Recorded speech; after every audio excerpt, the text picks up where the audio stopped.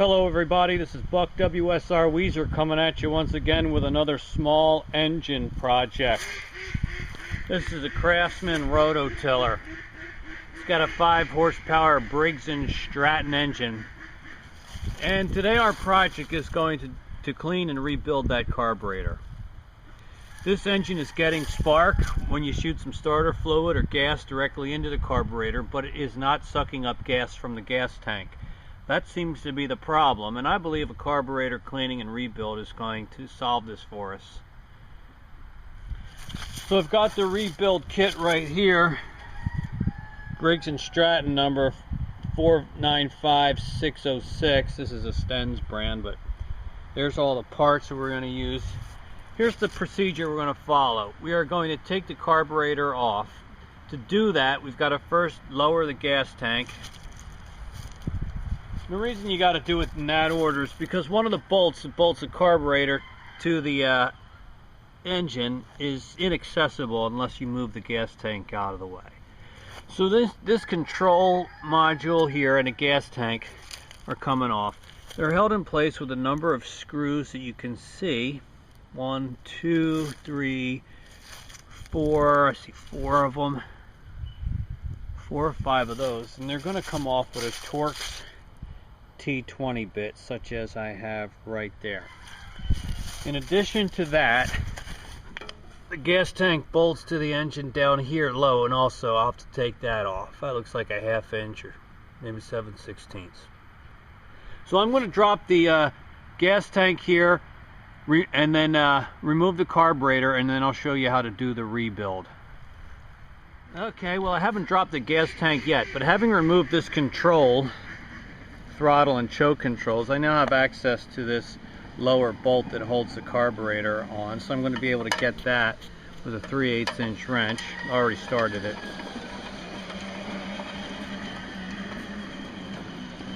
So now it's coming off with just with my fingers.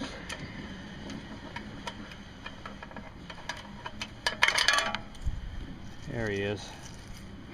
Alright, so that's the one here, and then there's the other one up here that I'll get. I did undo this bolt down here that holds the gas tank to the base. It's actually a 3/8 inch bolt. And I also decided that it's just as easy to get this muffler also out of the way. So these are just 2 7/16 inch bolts that I had already started. Just 2 of those that hold this on, and it's easy enough to just move the muffler out of the way.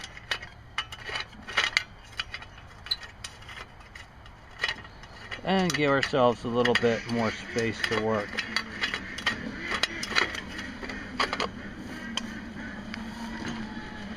Set him aside. Now I just have the one 3/8 inch bolt here for the top carburetor bolt. I've already taken off these others, and then the gas tank should might actually have to take it all the way off, although I may clean it out since I've gone this far. And the carburetor will be coming off as our next step. Well, here's the gas tank. Carburetor still on top, and it's wiggling here, and I'm trying to think, why is that not coming off? And I think it might be this guy right here. There's one more screw right there that probably is going all the way through that I had not realized. So let's see if that will get it off for us. It's kind of tough when you're holding the camera in one hand.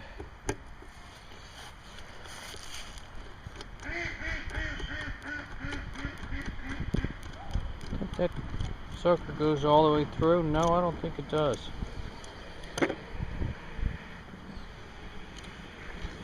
Yeah, it does. So that's the guy that was holding it on that I didn't realize. So here's our nice collection of parts. And now our carburetor will come out nice and easily. Our kit will give us a new gasket. Get rid of the old one. Alright, so next we're going to rebuild this puppy with the new gasket set. Alright, your new gasket kit's going to include a couple of gaskets, including the gasket that's going to sit on top of the gas tank. So you're going to want to remove all the old gasket material from the top of the gas tank and make sure that's clean. And it's also going to include new gaskets where the carburetor bolts to the head. And that was so you got to clean that off pretty good too. I already cleaned it off. Mine was double thick on there, 2 gaskets, and it was kind of hard. But the kit has 2, so I'm going to put 2 on again when we put the carburetor back on, so that we're at the right thickness. Let's see how that's going to go on there. Something like that. Since I took 2 off and they gave me 2, I'm going to put 2 on. It was a real pain to clean this surface, but you got to clean that good so you get a nice, good seal. Well, here's the gasket kit laid out on the table. There's the carburetor that we're going to service. You notice they give you a lot of gaskets, a good variety of them for a number of different applications. So you've got 2 gaskets. These are the ones that go on the top of the gas tank. These are the intake gaskets. This is the air cleaner gasket. So they give you multiples depending on what your situation is. One of the most important gaskets that are part of this kit, and you only get one of them, is this guy right there. It goes right under that section of the carburetor. I'll show you that when we get to it. My next step right now, and here's another variety of parts that they give you. You won't use them all. And I always save the extras for other projects that I might need. You never know when you might need one of those babies. The next step that I'm going to do is I'm going to take this outside with that toothbrush and this carburetor and choke cleaner. And I'm just going to spray the entire outside of this thing and scrub it down with that old toothbrush. And I don't think we should do that inside. So let's go outside and take care of that, and then we'll come back and use this gasket kit. Okay, so we cleaned up the carburetor. Now there's 2 things we're going to take off at this point. This screw right here. And before you take it off, this is an adjustable screw, and it's got that spring there that keeps it set at the right spot. But before you take it off, you want to figure out how tight to make this thing. So you want to tighten it all the way down, counting the number of times you turn. So that was half a turn. That was not even another half, so it was less than a full turn.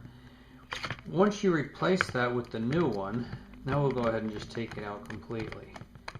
We'll have that frame of reference to know where to set that screw when we've rebuilt the carburetor.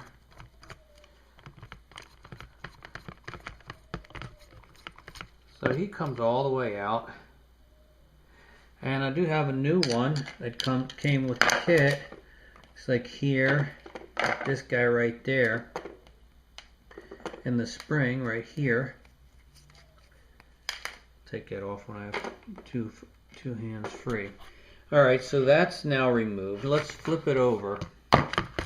You see this area right here. It's held down with 4 Torx T15 screws. So we want to take them off.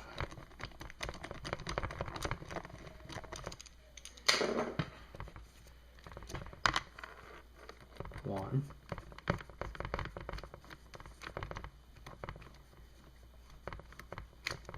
Two. I'd already loosened them actually so that I could remove them with one hand while holding the camera with the other. And then we take this off. There's a post here that it sits on.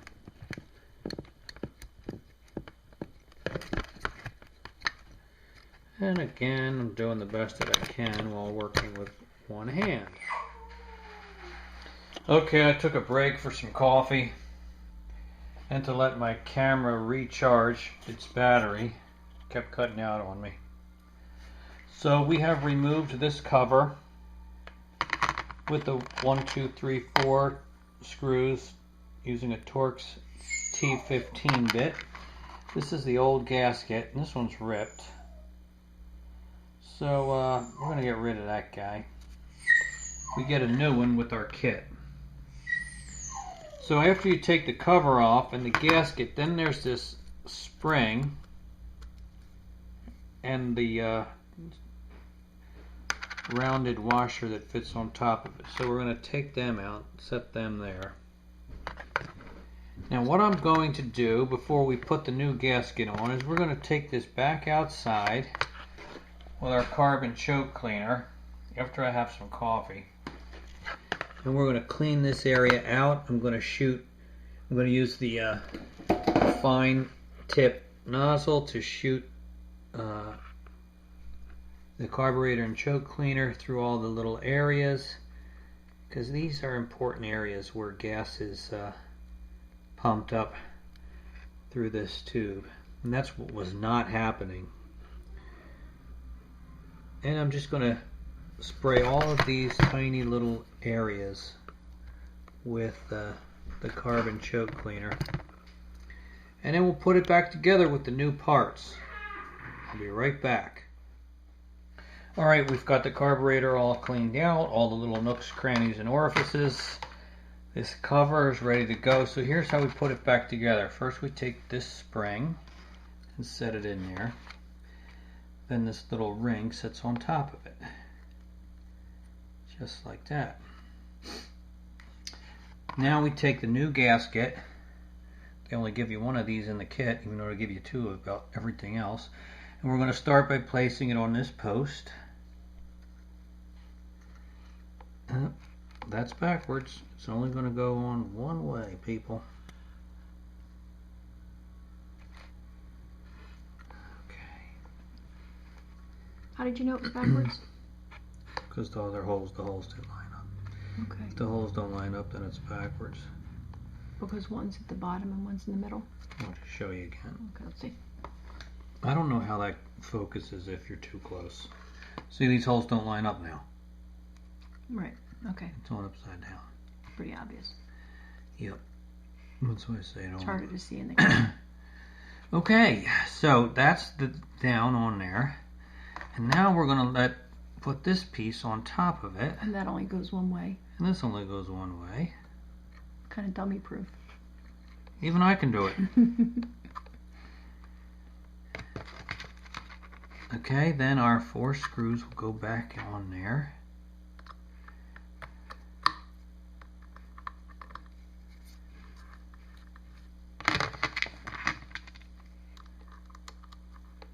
Do you have to put them in a little bit each? Or can you tighten them down?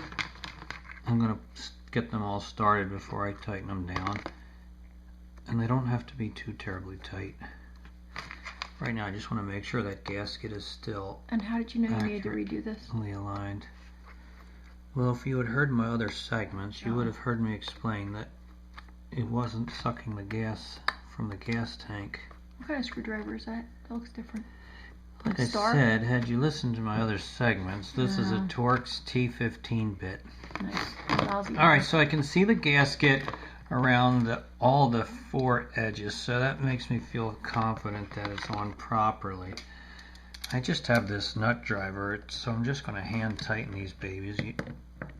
I don't think you really need to crank them down that much. This is so much easier with a friend holding the camera, I'm telling you. It's either that or I'm going to have to get a tripod. I'll stick with the helper. Okay, so that's this side. It's all done. We're going to turn it over now. There's 2 sides?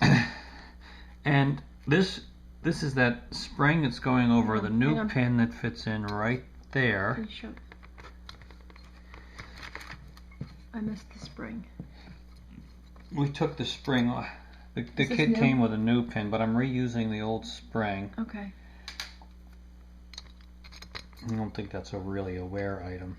The wear item on this would be that little tip. Huh. Although the old one doesn't look that bad. Okay. But depending on how much you open this, it meters the flow of gas.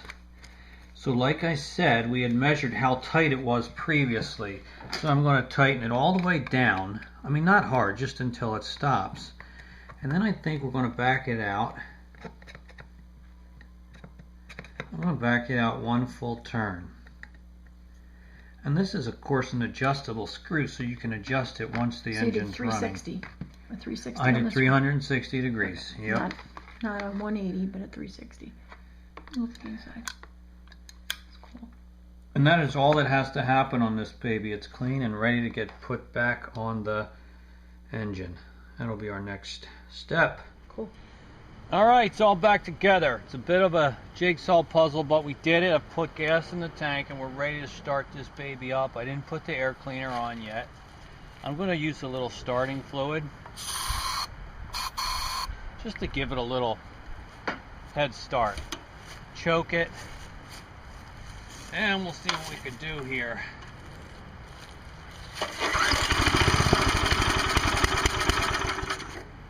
It seemed like we got something. Let's turn the choke off.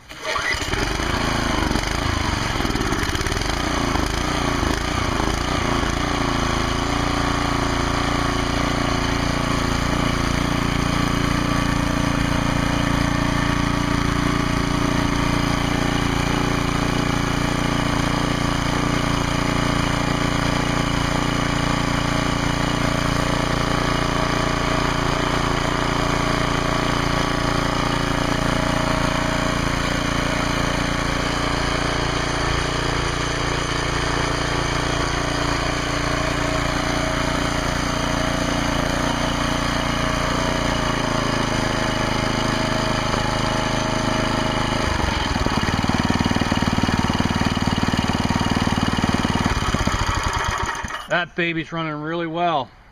So this carburetor rebuild was a complete success. And yeah, that feels really good. Well, there's a lot of Briggs & Stratton engines like this out there, so hopefully this helped you with your project. Thank you for watching. We'll see you next time.